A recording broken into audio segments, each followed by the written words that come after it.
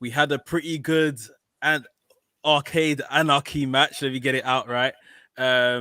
Really good match at the end of the main event. The best friends beginning to carve a little niche for themselves in these kind of street fight matches. But we're going to get onto that in just a second, so stay tuned. This is the Elite Maniac podcast.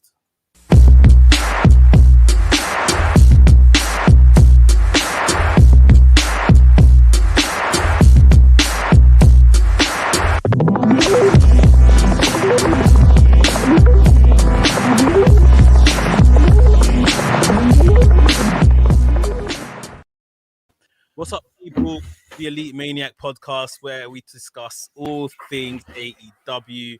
My name is Mex, also known as WrestleManiac UK. I'm alongside my co-host Mike, also known as Kings Road Wrestling. We got a pretty decent show for you today, rounding up all things AEW Dynamite from the night before. We saw Cody and QT Marshall have their exhibition match. We had some wicked six-man tag action. We had a brilliant main event with Miro and Kip Sabian versus Best Friends. So we're going to get to that in just a second. But firstly, make sure you smash the like button on the video. Just make sure you subscribe to the channel, YouTube channel, WrestleManiac UK. And for all our audio listeners, please make sure you subscribe or follow us on your podcast platform of choice. Drop us a 5-star review. Let the people know the good work we're doing over here at the Elite Maniac podcast. Mike, how are you doing this week? I'm having a great week. I think we should, maybe tell everyone out there that we are changing the name of this podcast and focusing totally on Monday Night Raw from now on, everybody. April Fools. I had to do it. But I know after Meeks really loved the Monday Night Raw show this week, so we had to say loved it so much. But I'm good. It's my birthday tomorrow. I love April 1st. A lot of funny jokes on Instagram about WrestleMania being canceled and all that stuff. What shirt are you wearing today? Let's do that for everyone out there. What AEW merch you rocking? The IC. I've got to wear my Inner Circle shirt. Okay, I love that. The OG Inner Circle, because Inner Circle are back in business. They're back in business as of this show, which was great to see. So, I had to throw on the Inner Circle. And for those that can see, those that aren't just listening and are watching on the YouTube, we've got a bit of MJF action from Mike, sporting the Burberry scarf. I got the scarf. I got that Omega Red Con shirt. Kenny did really well last night, so I had to sport him today. And this MJF scarf, MJF was gold last night. Yeah, he was really good. So, a pretty decent show. Again, that, we've just become accustomed to being very much entertained on Wednesday nights from the AEW Dynamite roster. The stories they tell, and even we're getting the odd thing from Elevation, Dark feeding into the show as well, which is really good, really entertaining. So, I don't know, without further ado, Mike, you want to take it away? Let's break it down, everybody. You know how it goes. We had the kickoff of the card. Christian Cage, Captain Charisma versus Frankie Kazarian. These guys had some feuds in TNA Impact Wrestling back in the day. So this was Cage's choice of his opponent, who he wanted to face first. It was Cage's first singles match in 7 years. Obviously, we saw him enter at the Royal Rumble a few months back, but this was his first singles match, and kind of a mixed bag of reviews from the fans on the internet of how Christian Cage did. I thought that he did very well in this match. He's a little bit different. He's a little bit more slowed down, kind of more ground and pound, more of just a slower wrestler, but that's completely understandable for someone his age. These two, though, they fought very well. And I will say that Frankie Kazarian, for most of the match, he really did dominate. I feel like he was carrying the match. And I don't know if that was intentionally done to maybe highlight some of the ring rust that Cage has, that he needs to really work his way up through the ranks, or if it wasn't intentional and he just needs to get a footing in AEW. It was a different world than what he was used to, for sure. But Kazarian really controlled this match throughout until we got towards the end. And I don't know if you noticed this, but the time limit for this was really running down. They were like at 20 something minutes for an opener with no commercial break. So you were getting like just straight wrestling for a good 20, 21 minutes. They mentioned the possibility that it does go to a time limit draw. Obviously, it did not. We saw near the end a sequence of a flux capacitor by Frankie Kazarian, his Spanish fly move. He got a very, very close 2 count. And then a 5-star frog splash from Christian Cage, also very, very close, 2 and like 3/4 count. We then saw Christian Cage pick up the victory. Wasn't really sure who was going to win. Maybe thought they were going to go to a time limit draw, but he hit his kill switch finisher and got the victory. So first win for Christian Cage in a pretty long and grueling match. What were your takeaways from his first in-ring appearance here? This match was very good. I thought that Kazarian was the MVP. I just thought for sure really, really good throughout this entire match. Got everything what he needed to get in. Like you said, I think he probably carried it for long parts of the match. He seemed to have all the energy in the world. A couple of interesting near falls. I mean, I can't give him all the credit. Christian has obviously played his part. But yeah, I felt like I saw more of Kazarian than Christian. Christian seemed to just survive the match and get through rather than Kazarian really took it to Christian. That springboard leg drop that he's done, and I never watched anything in TNA Impact, so I'm not sure if that's a thing that he does. But that was like the first time I seen it, and I was completely blown away. Yeah, I thought that was a wicked move, like springboard leg drop. Didn't put away Christian. And then for me, the part that killed it is that after all of this kind of offensive behavior from Kazarian, he got put away by the kill switch, which I just think is just a rubbish move. I don't like that move either. I just think it's rubbish. I've never, you know what, even from his days as Edge and Christian in WWE, and the move was called the Unprettier, I've never liked this move. And I just thought because he's now older and he's doing it slower, like, to turn the guy around, I just think this move just looks trash. I'm sorry. I think like for a match that Kazarian really took to him, to be put away by that move was pretty disappointing in my opinion. This is exactly what we said. What I've always been saying with some of the moves that like are put on Brian Cage, I guess Christian Cage's brother. But like, yeah, sometimes like they hit the big guys with these moves, and it's like that didn't put him away. Come on, that's exactly what I thought here. Because like Frankie, as you said, had all this energy throughout the whole match. Then he gets like dropped on his head, and that's it. I think Christian needs a new finisher. He has Jericho did the new finisher. There's plenty of people who are older who changed. And I think that the kill switch really didn't do it for me last night. So I would agree with that. Let me ask you a question. I was thinking about this last night. So we've gotten a little taste of Christian now. We've gotten a little taste of his tag team partner, Edge. Who are you really liking more right now in terms of like in ring? Who you enjoying watching? I know that the feud with Edge is really good, but like the two abilities, what do you think? I mean, if I'm completely honest, I'm not into either of it. I'm not into Edge either. And I have watched his stuff. He has the worst finisher I've ever seen. I'm sorry if I insulted anyone. It's terrible. He falls into him. People like, it's amazing. I've never liked his spear, but like, if we're looking at the spear and the kill switch next to each other, the spear's better.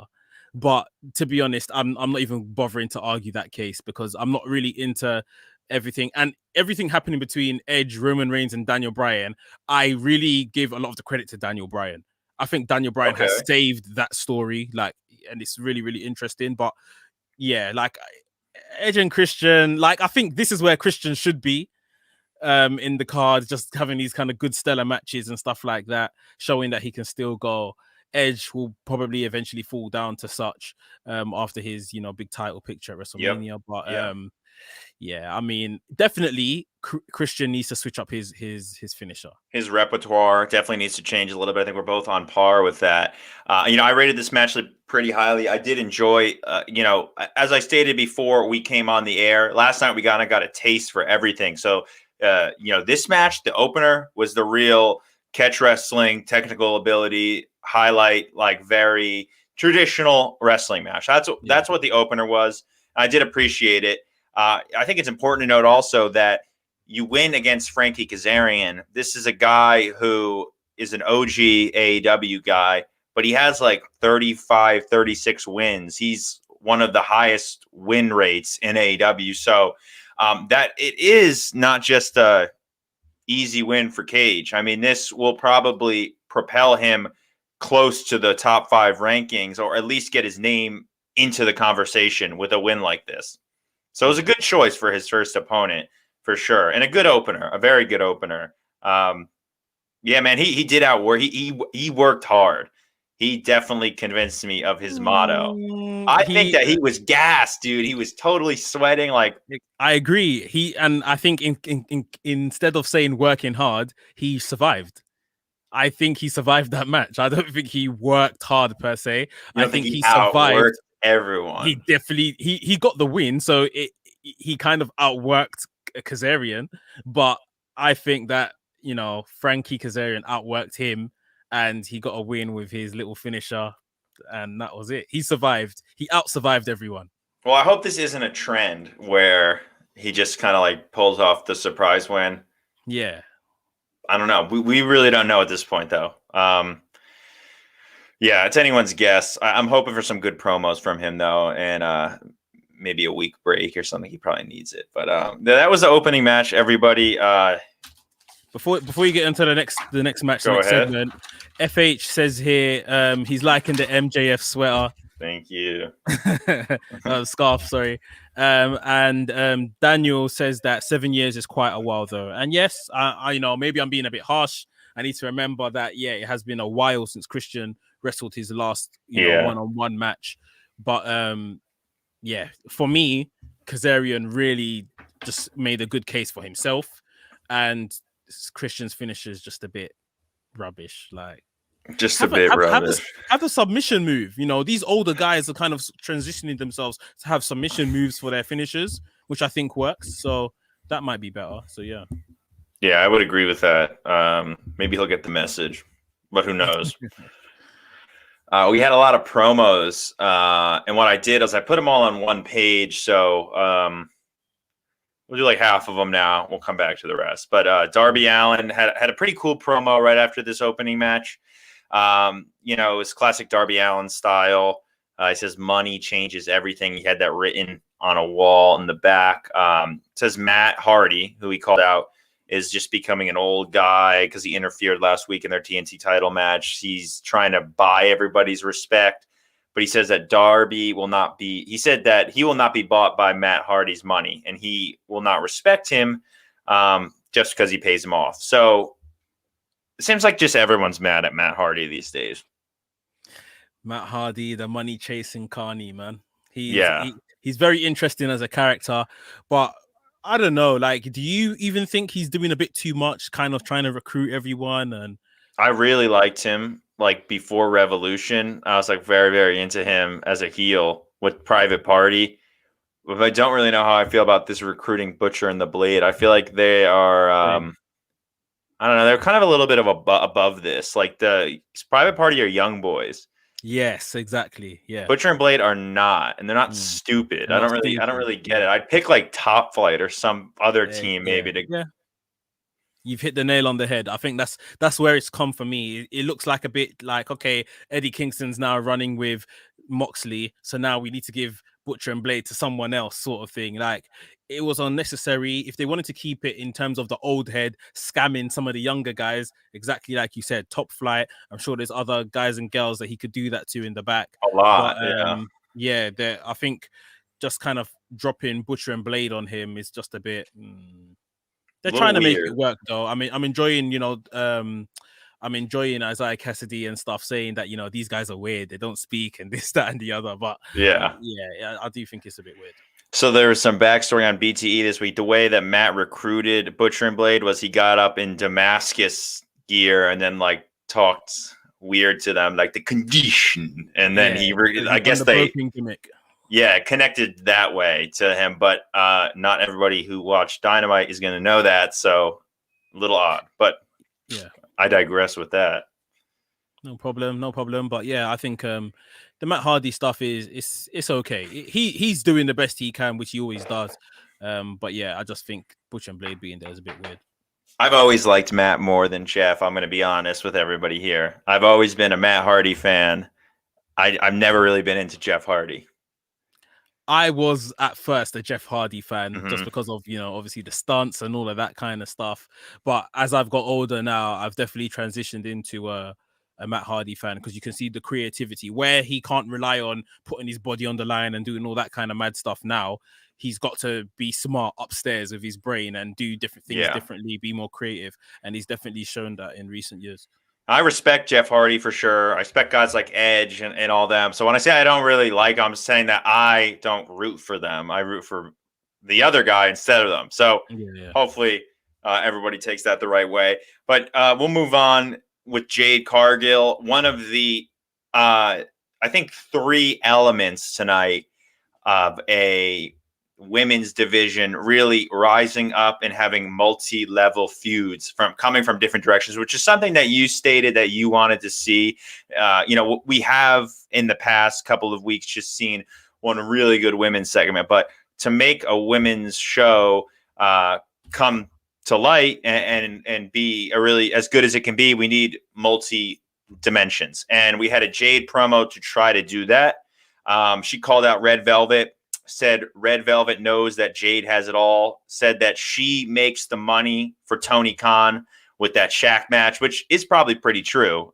She definitely did make Tony Khan some money. She said, Red Velvet, you can keep talking shit, but she is that woman.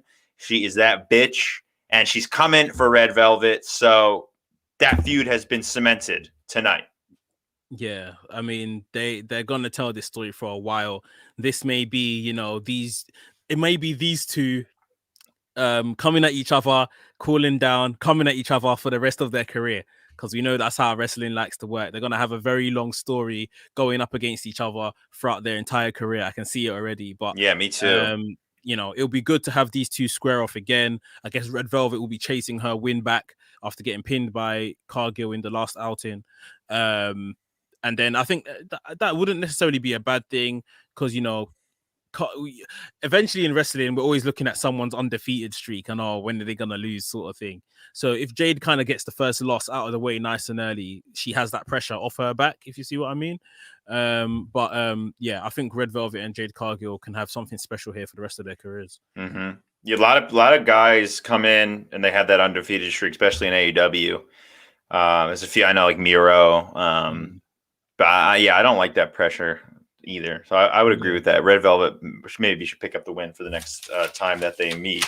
How about this really interesting exhibition match that we saw next with QT Marshall and Cody facing off with special guest referee Arn Anderson. Cody is just I don't want to say it. I want to say he's just mean. Like, he acted like a dick last night. Like, really, he did. I can't sugarcoat it here. They didn't even give QT an entrance. They made him come out. Cody gets the grand entrance.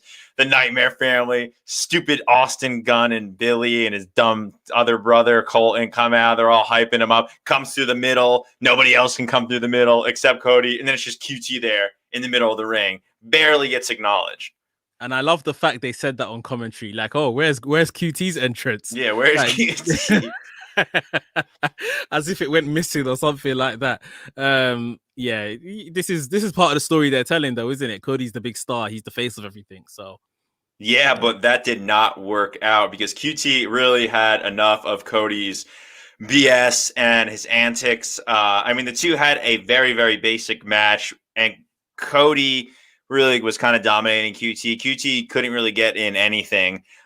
Cody had the opportunity to put in the figure 4 leg lock. Then he declined to do so because he didn't want to hurt QT as promised from last week. So QT was pissed. Then he tried to do the crossroads, let him out of it. Like, if I hit you with this, you're done. Like, I am the wrestling god. QT had absolutely enough of this. And he went out to the ring, rolled back in, and then punched Arn Anderson right in the face. And I popped. I said, oh, yes. And then he was like, what did I do? Oh, wait, I know what I was doing. And then he sends out Aaron Solo, Anthony Ogogo, and Nick Camarado, the Nightmare Factory boys, and they beat the crap out of the Nightmare family. Out of left field, right? I love this. I absolutely loved it. A lot of people have made a lot of noise. Oh my God, another faction, this, that, and the other. I absolutely love this because me too, this dude. is probably the one faction that makes sense. You know, these are guys that are in the in the Nightmare Factory. They're training hard to get their chance. They haven't been given their chance yet. As far as I can remember, maybe only Camarado's had a match on Dynamite, which he lost. I think he faced Moxley some weeks back. No one else really had an opportunity. QT as a coach, as a mentor, is definitely being overlooked. Not being mentioned by Lee Johnson when Lee Johnson had his first big win. Yeah. I think it just makes sense. A frustrated bunch being led by their frustrated trainer. So like we've got this kind of nightmare family civil war going on. Really, really good, really interesting stuff. Definitely. And, we have Anthony Ogogo, who's been a mainstay on AEW Dark Commentary, but he's been training with Cody at the Nightmare Factory too. He's an Olympic level boxer. And, that is cool. Aaron Solo, very, very skilled. And Nick Camarado is a monster. Yeah, and exactly like you're saying, they're being led by QT, this kind of other element of the Nightmare family, and they are sick and tired of being overlooked. So, yes, you're right. This faction absolutely makes sense. JR mentioned that QT has poisoned these young students' minds. I don't think so. I think maybe Cody poisoned everybody's mind by focusing on Golden Boy Lee Johnson, and the rest of them are just like chopped meat here. But QT, he led them to destruction. Anthony Ogogo hit Cody with a kidney punch, which actually looked like it hurt because this guy's a real striker. Dustin got his ass kicked, and they smeared Dustin's blood on Solo's shirt, which is a crazy shot. Very, very cool. Then they pile drive Dustin onto the steps. QT was about to hit Cody with a chair on the steps, and I was like, do it. And then Red Velvet came out. I don't know why he didn't do it. Red Velvet came out. I was like, oh no, no, we had Ospreay, we had Randy Orton. Now we're gonna have QT Marshall with this whole let's hit the female talent, but he didn't. But I wish he did hit Cody. If he hit Red Velvet, he becomes the biggest heel in the world. I mean, like, can we say that? Yeah, like, I'm not saying he should, but if he was to, that would have been massive. I mean, to be honest, even if he hit Cody, that would have been massive. But yeah, I would have loved to see him hit Cody 100%. Yeah, and then maybe Red Velvet comes out afterwards. I think that would have been the brilliant punctuation on this whole segment. But they've drawn the battle lines. We're getting some type of nightmare family civil war, and I'm looking forward to it. FH has said here he sees similarities with QT storyline and Sami Zayn, where they're both overlooked while criticizing upper management. That's true. El Generico, the boy. Daniel says, I really like this too. And FH goes back to say, okay, you turned me around with the faction explanation. It honestly is the one faction, like all the AEW factions make sense and they're nicely pulled together and well used. But this is the one faction that you can say completely makes sense. I'd say this and Team Taz makes the most sense. Yeah, especially in terms of in this faction, QT's faction, who is in QT's faction. This isn't just a bunch of wrestlers that aren't doing nothing, that are kind of brought together. They are together for an exact reason. Like, it totally makes sense. For sure, definitely.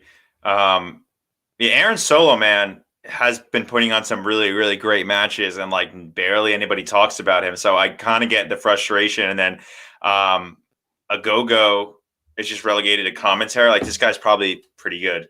I'm so pumped for this because of what QT did. And I feel like we are going to get some great segments in the coming weeks for a build up for like a blood feud match between Cody and QT at the next pay-per-view or show. Yeah, maybe big show, but I love this, man. I think it's going to be great. I think Cody, like when MJF turned on him, he was so pissed. I think he's going to be even more mad because this is like his real best friend is QT, Yeah. But yeah, crazy match, man. No winner, though. No winner. No, the match was thrown out at the minute that the enforcer was attacked. But like I said, the segment ended in such a way where you almost forgot there was no actual winner. We didn't need one. Yeah. No, we did not need one. Yeah, speaking of factions, we had another one come out for this next match with Cesar Bononi, Ryan Nemeth, and JD Drake. Now, I will say this. There has been a lot of talk online, on Instagram specifically, about, oh, I can't believe there's so many factions. Like, what are they doing? There's way too many factions. A 3-man team is a trios team. It's not a faction, I don't really think. I don't get that. If I'm correct in my definitions, a faction is a team of 4 or more people. 4 or more people. I think anything less is maybe called a tag team or a stable. Like Jurassic Express is not a faction. Yes, I believe Jurassic Express will be classed as a stable. They are a stable, yeah, or a team, because they trio together and they're going to have trios titles. So, like, yeah. Can we just stop? Like, this is what makes me upset. Is when they just find stupid stuff, people out there to complain about. Like, I get criticism for stuff that deserves criticism, but like, this is dumb. Like, I don't know. You know what? I understand by them saying there's too many, but if they are all doing great work, it's not like it's a complete mess or complete mismatch. You know, the issue for me with factions, if we talk back to the old days, the WCW, when NWO had like 20 something people, that's an issue. That's a big issue. That's an issue to me. Not there being 4 factions with 4 people in each faction. That's not an issue. But no, yeah, well, I'm fine with it personally. Yeah, and I think a faction usually has a leader too. A lot of these are just teams, like I said. I mean, what a sin! I don't want to get too far off the topic. I'll just say this: what a sin with the Hurt Business. That was really working out, and I thought that they were cool, and then they got broken up. Like, at least in AEW, the factions, like, if they do split up, I don't know. At least they had some time to marinate over in All Elite Wrestling. All these teams, like, why did that happen? That's something for another day. Yeah, it's short term. You know, all they care about is getting the title back on Drew McIntyre, so they have to destroy everything good they built up. Stand him. Drew McIntyre is good, but right now Bobby Lashley is the business. So keep it on him. What's good, exactly. But they've got their plan, so it is what it is. Yeah, we will not delve into that too much, but maybe ask a question if you want that talked about. We had Moxley taking on Cesar Bononi. Good news in the world of Cesar Bononi. His wife, I think, got an interview with the Brazilian consulate for a bone marrow donation with the help of AEW's legal team. And the head lawyer, I think her name's Mega Parker or something like that. I'm sorry if I'm mispronouncing it, but what a saint this woman is. I really spearheaded this with Cesar. And obviously, we know all the great work she did with Amanda Huber and Brody Lee's family. So, you know, they really have a great staff here at All Elite Wrestling. Yeah, really impressive. And, you know, it's very, what I like about AEW, without them being very corny about it, they're clearly a very family orientated, you know, team of people and family orientated show that wants to keep their staff happy and their staff well looked after. And they go above and beyond to do that. So exactly. Yeah, again, just another example of them just putting the human beings first and not always wrestling. Yep, for sure. And you know what? With this match, the last time Cesar Bononi was on, it was kind of like a squash match. It was with Hangman. It was like, this sucked. This didn't suck at all. This was a good match. He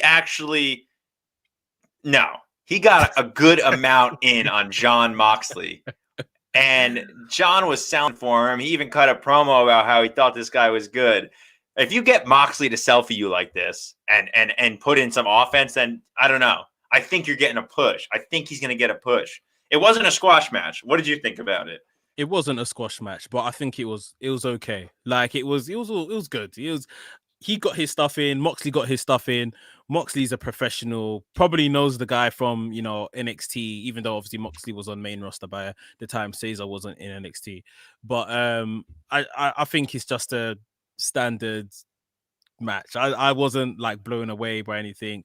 I think Cesar Bononi has a lot of talent, but I think he is definitely someone that may need time to develop his character before we take a real strong interest in his matches. Maybe they give him a manager because he's a big man. They can give him a manager that can kind of do the talking for him. I don't know.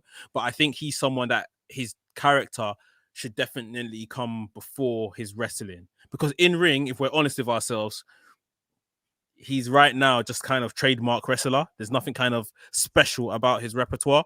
Whereas if they develop his character, like I don't know, I don't want to diss MJF, but I know a lot of people aren't like over the moon with his wrestling in terms of MJF's wrestling, but his character just shines through. You see what I mean? Yeah, Jay White too, the same. Yeah, exactly. So maybe it's Cesar Bononi is someone that fits the similar mold. Maybe he needs to work on his character stuff. So that is what we care about more than his in-ring, because his in-ring is fine, it's clean, there's no mistakes, but it's not exciting for me, in my opinion.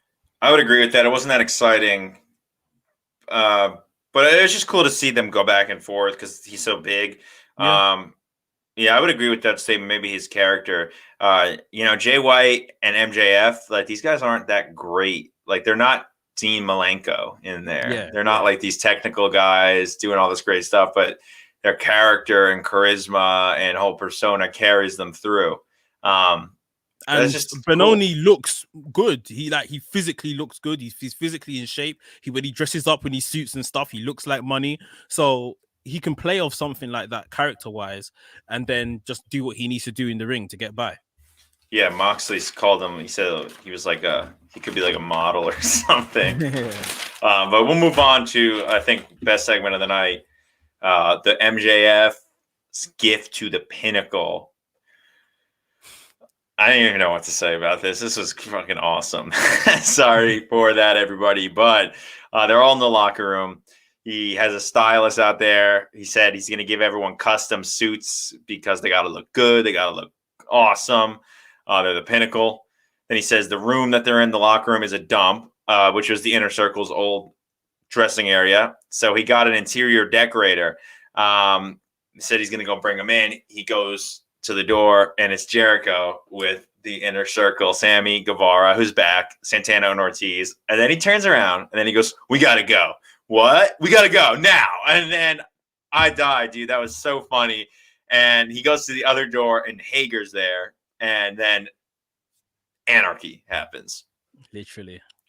What I loved about this segment is like we saw like split segments of everyone going up against their kind of nemesis and getting their stuff in. We saw Hager and Wardlow. We saw Sammy Guevara, Sean Spears. Yeah. We saw the tag teams ripping themselves apart. And then obviously it was punctuated with the Jericho MJF stuff that happened, thrown into the vending machine. What did he say to him when he threw him into the vending machine? Oh, he's like, "You're a bitch" or something. I can't remember. He said something really funny. Yeah. I can't remember. And then they got thrown out the dressing room. This is our dressing room, bitch. Yeah. And then put their Inner Circle sign back on the dressing room. What happened to Dax? He got busted open on his head, didn't he? Yeah, but that was for real. What the heck happened? I don't know. I think maybe, I don't know. It's either Santana or Ortiz.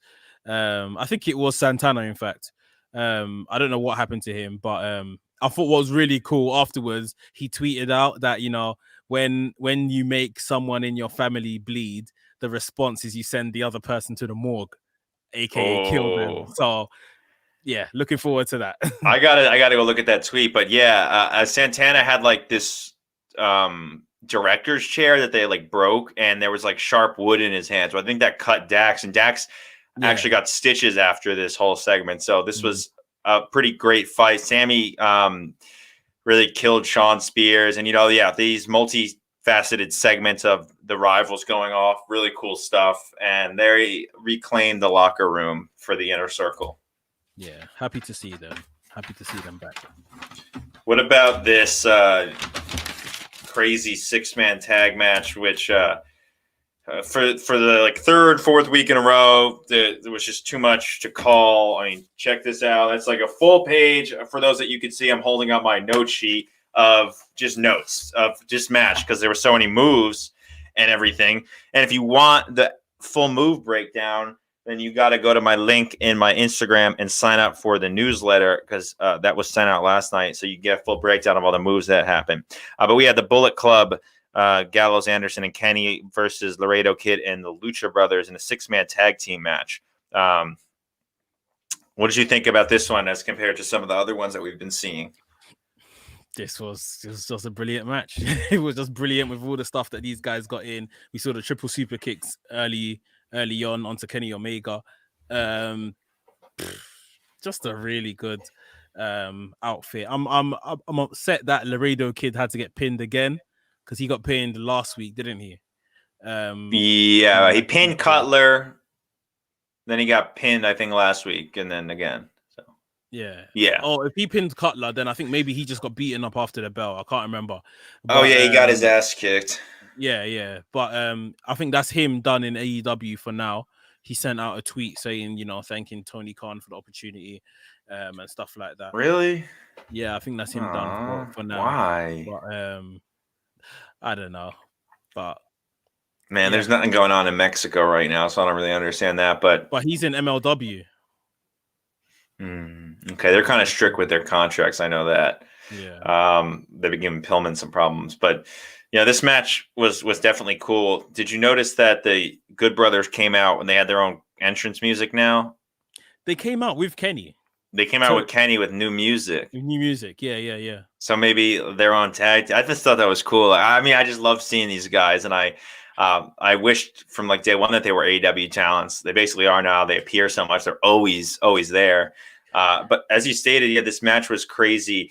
In the beginning, the Bullet Club had the clear advantage, but as we saw, Penta and Phoenix really kind of saved the day for Laredo Kid and hit some crazy moves. It was just awesome, like you said. And there were some cool quotes from Tony Schiavone. He said he's not seen a title reign with a guy going across the world like this since Ric Flair, in reference to Kenny Omega. And I'm not saying Ric Flair is I'm not saying Kenny's better than Rick. That's not what I'm saying, but they were kind of similar in their title defenses. Like Flair had the NWA title and he would defend it anywhere. That's what Kenny's trying to do with the AEW title. This match did finish off, though, with a feud between Laredo Kid and Kenny. They obviously don't like each other from AAA. They had a feud at Triple Mania this year for the AAA title. Kenny caught Laredo Kid from middle of the air, hit an anti-air power bomb, hit 2 V-triggers. Laredo Kid got out of it, hit a Michinoku driver on Omega, but then Kenny kind of fought back in the end, hit a V-trigger and the one-winged angel for the pin. So they got the win, the Bullet Club. So, what's going on with the Young Bucks and the Bullet Club? Now they're getting wins, and the Young Bucks still don't want to be a part of this whole organization. Doesn't make much sense to me. It doesn't make much sense to Don Callis, who called out Matt Jackson, slapped him in the face and said, "What is wrong with you? Why don't you choose Kenny and us?" I don't get it. What do you think about this? Because, we got the card for next week too. I thought at this point that I'd say Bullet Club, the Bucks were about to turn on Moxley. Me too. I thought that. I thought that was gonna happen. It might still happen next week in their tag match. Who knows? But yeah. Did you notice that Don Callis brought out the Mega Championship as well? Yeah, they were holding the Mega Championship, which is one of my favorite belts. So yeah, they are collecting these belts, people. And soon they're gonna have the Impact belt. I thought it was very interesting how they brought that out. Obviously, because like you said, he beat Laredo Kid for it. Yeah, to mock them, kinda. Yeah, so kind of to mock him. But it's gonna be interesting. Maybe once those belts start racking up, he gets the Impact one. That's the third one. Maybe he heads over and gets that New Japan title. That'd be cool. A lot of people are kind of controversial topic about that New Japan belt.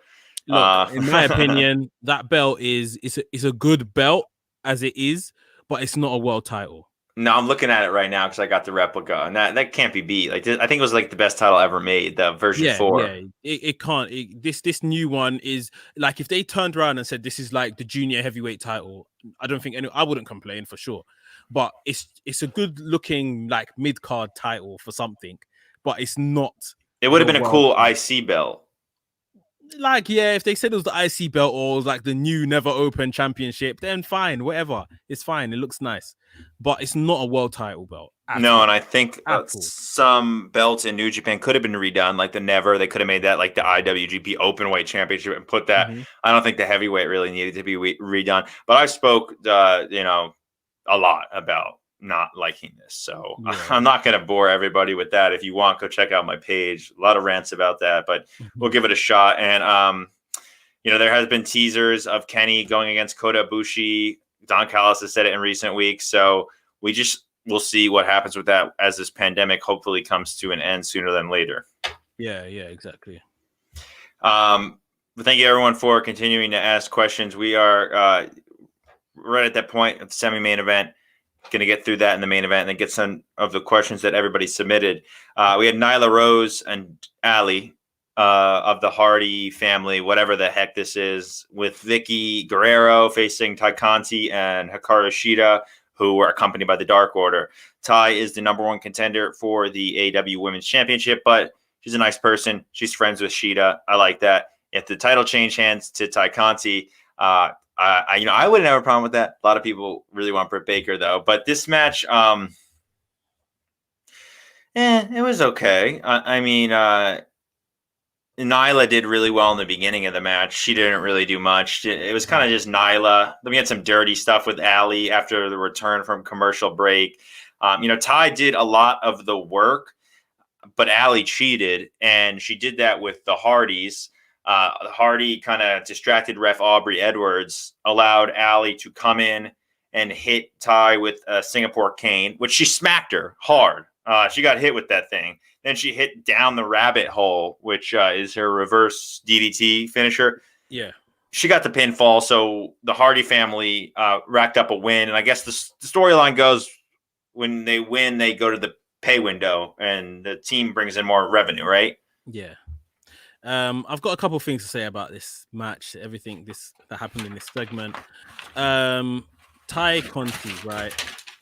Well, firstly, I don't think it's her fault, but I don't think that Dark wins should contribute to this win-loss record. Okay. Because ultimately, she has become number one contender from not really winning where it matters, if you get what I mean. She's not winning on TV so that the crowd become used to her.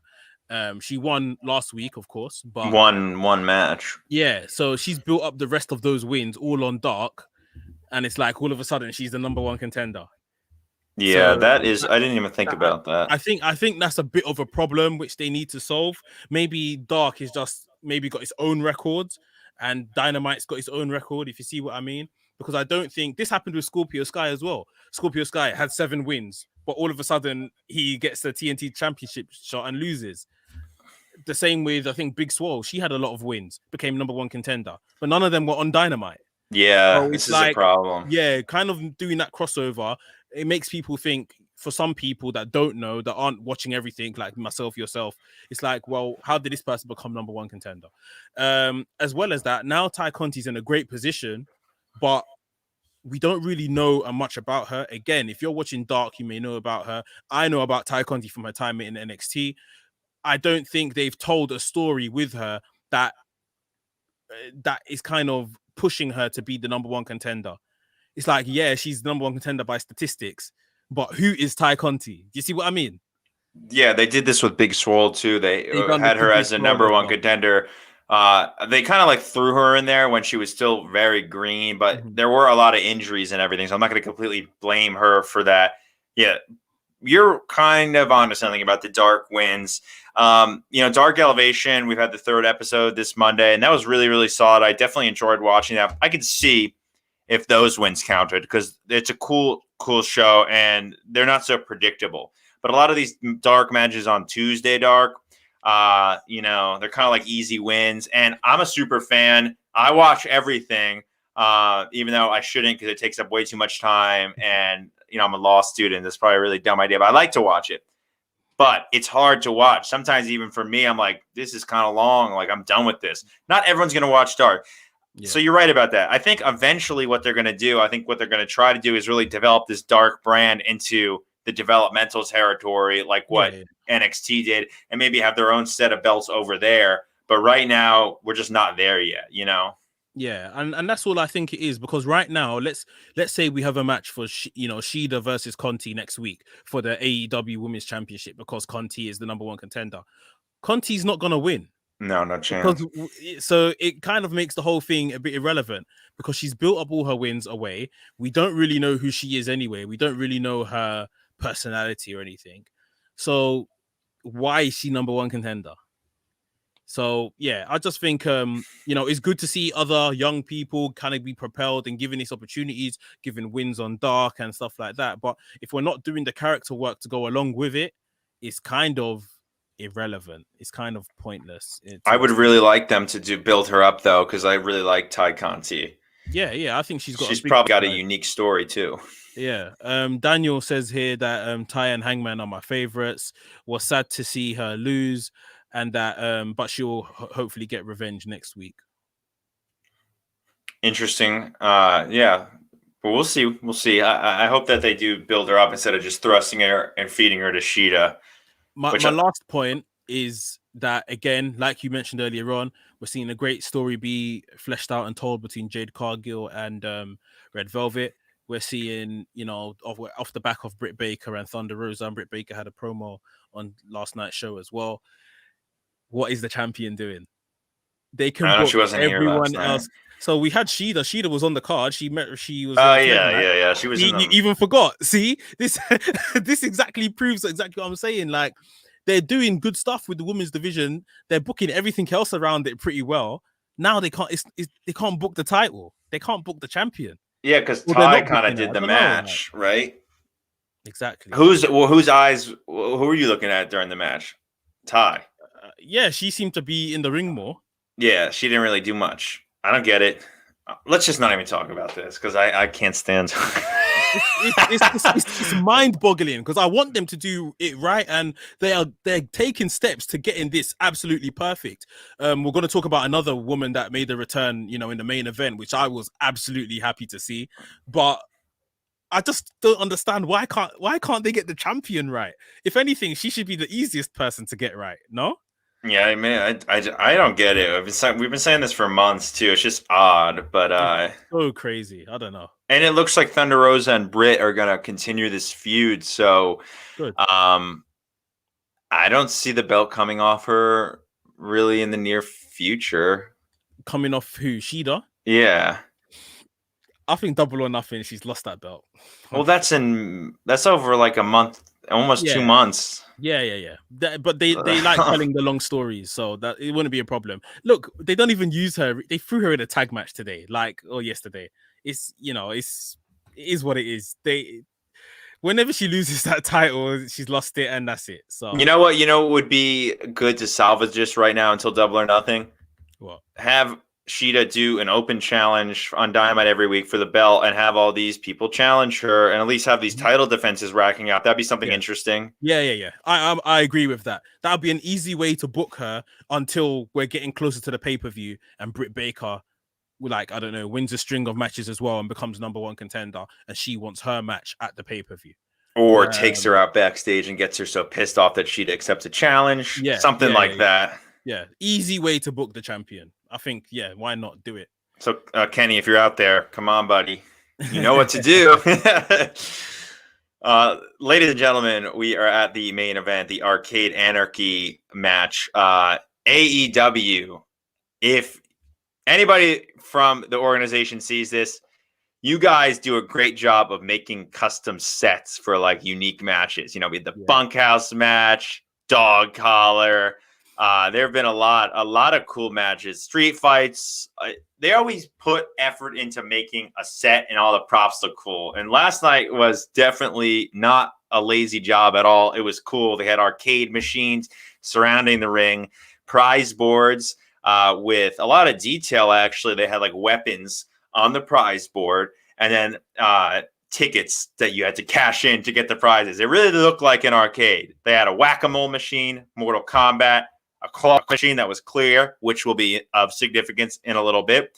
There was barbed wire on the prize board, and then a interesting little teddy bear, which will also come into significance in a second. But before we get into that, Thank you, AEW, for that set, though. What do you think about this new theme from Orange Cassidy? That's a cool theme, man. The Pixies, Where's My Mind? Yeah, it was interesting. I think I saw, was it on Elevation during the week? Yeah, I think it was this week was the first time. So TK spent that money to get that song for OC. Yeah. So I saw that during the week. I was it was good. It's good. It is cool. This was a really interesting match, though. They started out pretty quickly, rolled down to the outside, threw Kip into this whack-a-mole machine. They started hitting each other with the mallet. Miro started hitting each other then with the mallet. Miro suplexed Chuck onto a steel barricade, threw Orange Cassidy's head first into a chair. Then we saw Chuck out of nowhere jump over this Mortal Kombat machine onto Miro, which is really funny. The best friends then got a little violent, went to the prize board, cashed in their tickets, got the kendo stick, beating Miro up with that trash can, and then they used the ring barricade to clothesline Miro, which was a definite cool move. Yeah. We saw Chucky T grab that teddy bear, like I said, and I was like, no, like it's weird, but like people are gonna bury this because he's gonna hit him with a teddy bear. Oh, they buried it anyway because he dumped out Legos, which I get that it hurts, but I would have rather just seen thumbtacks at that point, right? That's what I was hoping, that the teddy bear had thumbtacks in it. It had Legos in it, though, which I guess goes with the whole arcade thing. Kip, though, powerbomb Chucky T on it. We'll get to your favorite part now. Orange Cassidy hit a variety of moves. Kip got out of it, but then Orange hit the orange punch, and it looked like Kip was going to be put away until Penelope Ford pulled Aubrey out of the ring. Who comes out of that claw machine, though? Chris Statlander. Yeah. She's back. She is back. I don't even know why I like this woman so much. Me too. I have no idea, but I just think she's so cool. I was happy to see her because her injury has been a long road for her. Coming back from that injury, we've seen her on BTE a couple of times in between. So yeah, good that she's back in full effect now. I'm happy she's back, and like you, yeah, there's just something about her. She's like pretty unique, I think. Just like and she's green. She's very green. She's a new talent, but she's very unique and a cool asset to the women's division. So I'm definitely happy to see her. She hit Penelope Ford with a Michinoku driver off the apron through the hockey table. Yeah, it was crazy. It was crazy, and the crowd around the ring really popped for her. I don't think there was a live crowd, but it was awesome to see. Then we saw another return. A van rolls down the entrance ramp, and it's Sue's van. Trent Beretta comes out, the other element of Best Friends, who was injured, and I really thought that they said he was going to be out for a while. But he was back last night, and he really took it to Miro and Kip. So maybe he's better. He's been out for a while already, hasn't he? With a torn pec. This is nearly about 6 months at least he's been gone. Trent? Yeah. When's that? I don't even remember his last match. I guess we're in April now, remember?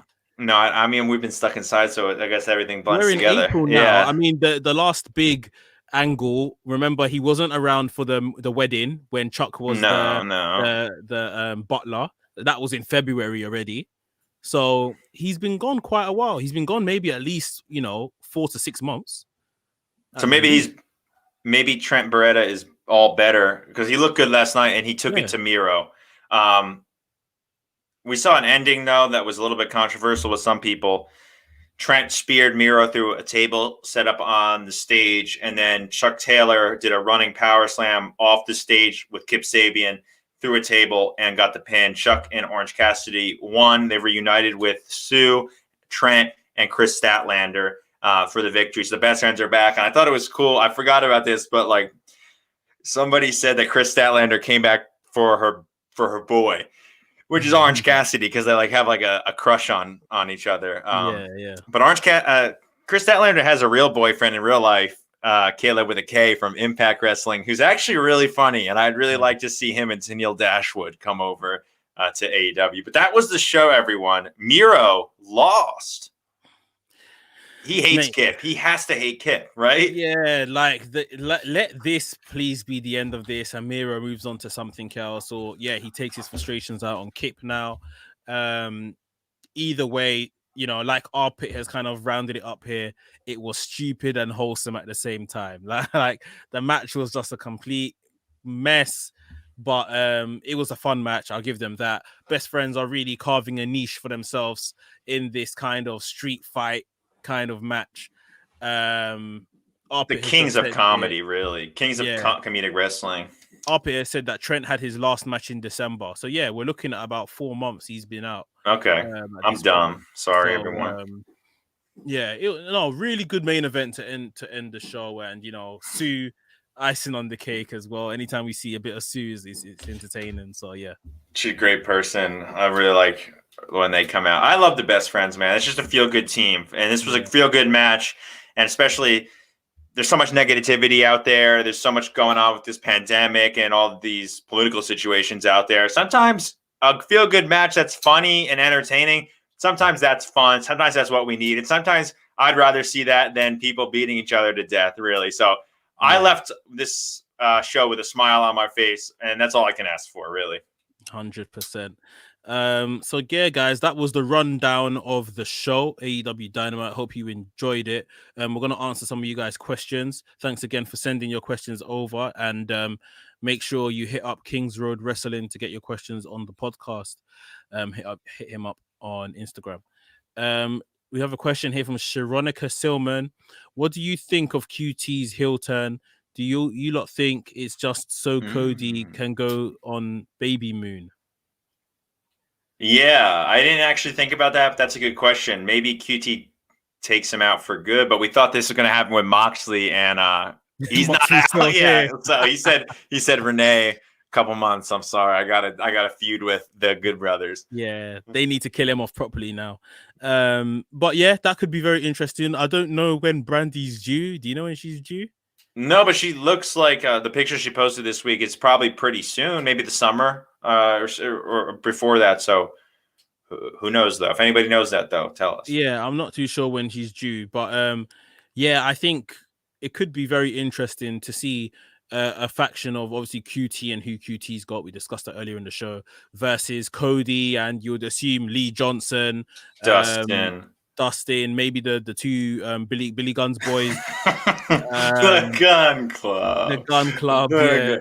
So yeah, to be honest, maybe not Dustin. Maybe it will be the Gun Club and Lee Johnson, just because of the same age profile as of, you know, the guys in the QT Marshals faction. But yeah, maybe Dustin will be portrayed as very hurt from last night. Yeah, exactly. But no, it's a good story. Looking forward to the _Elite Daily asks, what will QT's new faction be called? You know what I've called it online when I was speaking today? What? The Nightmare Academy. Oh, it's like a breakout thing from the Nightmare Factory. I like that. The Nightmare Academy, and it's like an evil logo of the Nightmare Factory. Yeah.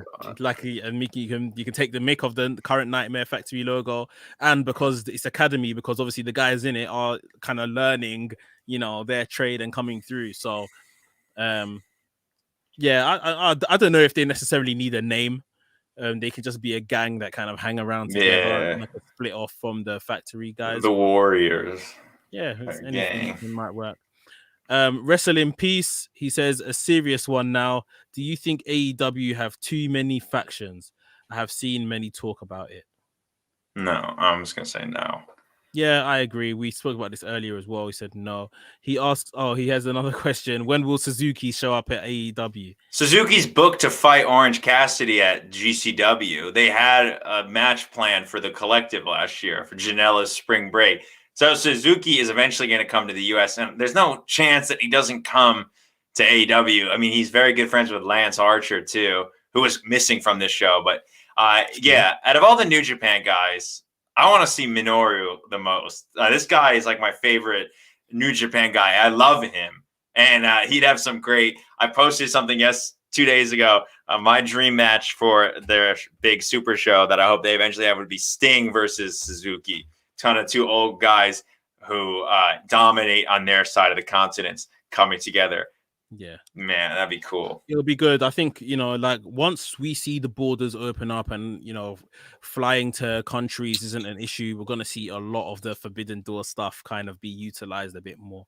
So I'm looking forward to that. Yeah, because Mexico, they don't have that. You see, like Laredo Kid came, and the AAA talent can come, and Kenny can go back and forth. Japan, it's their rule. So once Japan lifts the 2-week quarantine, they can come to America. Yeah. And we have a question from James. Name the greatest technical wrestler we have in AEW, and if that person is eligible to fight Suzuki. A lot of Suzuki. I guess because I put Suzuki's picture on the question thing. I just like Suzuki. Angelico. Angelico's the best technical wrestler. I think. He's like Sabre Jr. He's very similar. Who else? I'm happy to go with that. I can't. My head's gone blank. I can't even think if there's anyone else. He's so good, dude. I love Angelico, and he needs more spotlight. 100%, dude. Because if you watch some of his Lucha Underground stuff, he's like the top dog there. I think like he's really good. But man, outside of AEW, Sabre is, and that's a British wrestler for those that don't know, over in your side of the world. He's excellent. Yeah. Just picking up a few comments here we missed during the live stream. Daniel says, I can't understand AEW on this. I think this was in regard to Shida as champion. I can't understand AEW on this. They've got so many stars, but Shida is currently not one of the top ones. It's funny because Shida carries the title, and she's she's had the title for the most days. She's currently the most successful AEW champion ever. Stop. And they just really don't treat her like it. So bit of a weird one, but we'll end on a positive note. FH said at the very beginning of the show, great show overall, great opening match, but not too excited over QT's new faction. They may as well be the House of Parliament for all these groups. So again, a lot of talk on the amount of factions that is in AEW. We don't think it's a problem because they get used very well. Yeah, I mean, Mike, you want any last words on the amount of factions? No. As long as they're all used for a reason and have a storyline, I'm fine with it. Exactly. Well, people, that is the show. Thanks for joining us right here at the Elite Maniac podcast. Please remember to smash the like button on the video, subscribe to the YouTube channel, and for all our audio listeners, please make sure you subscribe or follow us on your podcast platform of choice. Leave us a 5-star review. Let the people know the good work that myself and Mike are doing right here at the Elite Maniac podcast. Mike, any last words before we sign off? In the words of MJF, we gotta go. So thank you. Happy April Fools, and have a good week, everyone. Thank you. We'll be back same time next week, guys. Take it easy. Speak to you later.